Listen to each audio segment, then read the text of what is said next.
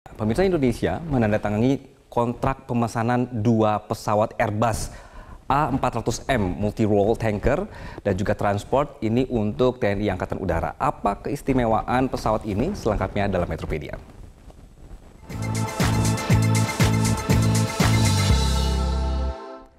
Baik pemirsa, Indonesia terus memperbarui alutsista untuk TNI. Pada tahun 2021 kemarin sudah ditandatangani pembelian 2 pesawat Airbus A400M yang bisa digunakan untuk berbagai keperluan serta transport. Kita akan tunggu, nih pesawatnya akan masuk, masih jalan seperti ya pemirsa ya.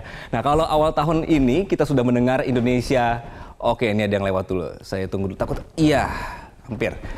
Kita sudah mendengar Indonesia beli pesawat tempur dari Prancis awal tahun ya.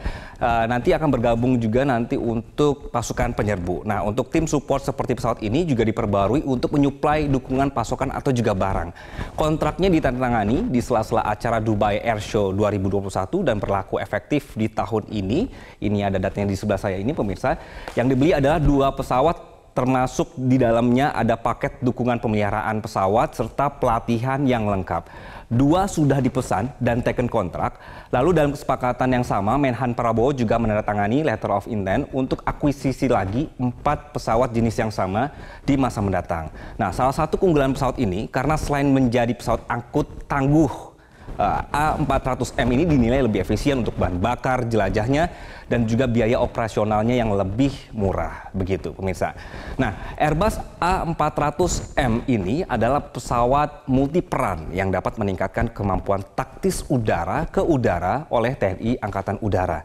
Nah, pesawat ini akan digunakan untuk peran kunci dalam misi utama seperti misalnya terjun payung dan juga transportasi berat. Kemampuan pesawat ini memiliki daya jelajah maksimal sejauh 8,9 km.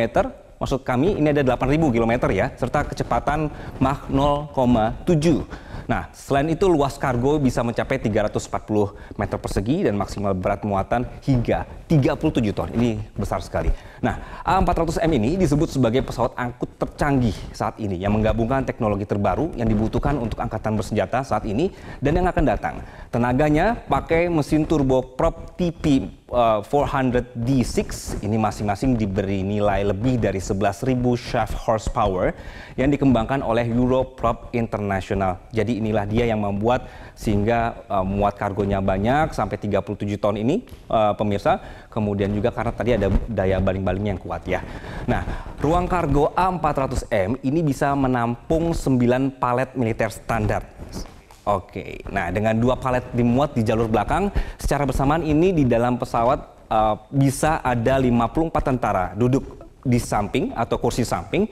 Karena ruang kargo yang besar, pesawat ini juga bisa menurunkan pasukan terjun payung dan juga kargo secara bersamaan. Jadi pesawat angkut ini bisa membawa hingga 116 pasukan lengkap atau 66 tandu dan juga 25 petugas medis. Jadi bisa membawa kendaraan beroda atau tidak beroda. Ilustrasinya di sebelah kanan saya ini ya pemirsa ya. Seperti misalnya 2 pengangkut personil lapis baja 8x8. Jika dengan muatan maksimum, pesawat ini juga masih kuat dengan daya jelajahnya mampu menjangkau 3.300 km. Cukup. Nah, dari pihak Airbus sendiri mengklaim pesawat ini bisa mengangkut sebagian besar peralatan angkatan bersenjata penting yang sudah tidak bisa muat lagi di pesawat angkut taktis generasi sebelumnya. Jadi ini lebih bagus begitu ya. Contohnya misalnya membawa helikopter berat, kemudian kendaraan tempur infanteri, termasuk misalnya membutuhkan untuk membawa ekskavator pun ini muat. Wow. Oke, kita lanjutkan. Nah, sehingga dengan kemampuan dan kapasitas yang besar ini, A400M sangat cocok untuk pengiriman bantuan ke lokasi bencana alam.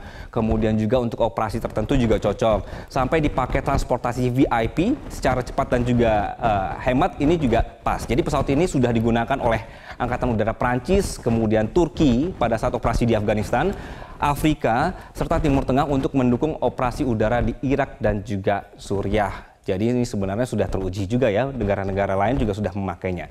Baik pemirsa, secara perlahan namun pasti pemerintah Jokowi sudah memastikan akan melakukan modernisasi alat utama sistem persenjataan atau alutsista secara menyeluruh. Namun tidak hanya dengan beli ini itu saja, tapi juga bersamaan dengan memajukan penelitian di bidang pertahanan dengan melibatkan anak-anak negeri. Presiden Jokowi sendiri ini bilang pemerintah melakukan modernisasi alutsista secara menyeluruh pada semua matra, darat, laut, dan udara. Kita juga punya putra-putri yang tidak kalah kemampuannya di bidang sains dan juga teknologi. Jadi di satu sisi kita memperbarui dengan membeli, dengan membuka hubungan baru dengan negara-negara lain, jadi tidak hanya Amerika dan juga Rusia saja, seperti yang kita tahu, ada tambahan Perancis juga. Nah, ini juga kita atau pemerintah juga meningkatkan dari sains dan teknologi. Beberapa alutsista yang saat ini dikembangkan di dalam negeri, misalnya pembangunan frigate buatan Indonesia, lalu ada peluru kendali untuk pertahanan udara dan laut, termasuk juga pengembangan kapal selam dan pesawat tempur. Begitu.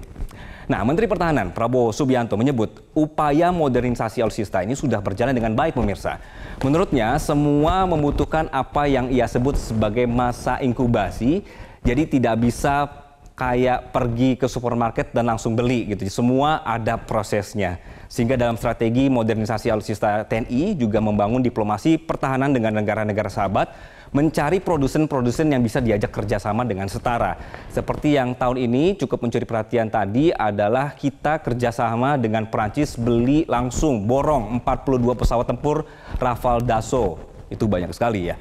Nah, 2 poin yang wajib dalam perjanjian kerjasama militer dari Indonesia ya, syaratnya adalah transfer teknologi dan juga joint venture. Jadi ini akan dilihat, mau nggak negara partnernya menerapkan ini. Kalau mau deal, kalau nggak kita bisa cari dengan negara lain. Ini syarat dari Indonesia ya. Jadi begitu pemirsa, sekian untuk Metropedia kali ini. Kita akan bertemu lagi pekan depan.